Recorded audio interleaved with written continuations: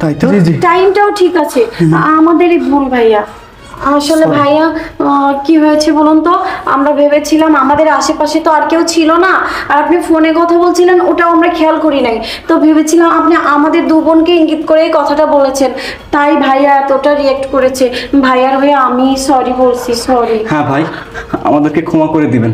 আসলে চোখের দেখা অনেক সময় ভুল হয়, তা আমি বুঝতে পারলাম। ভাই, আপনাদের বাসার ভাড়াটিয়া আমি আপনাদের সাথে কিভাবে বেয়াদবি করতে পারি? আর আমি জেনে শুনে এমন কাজটা আবার কেন করতে যাব?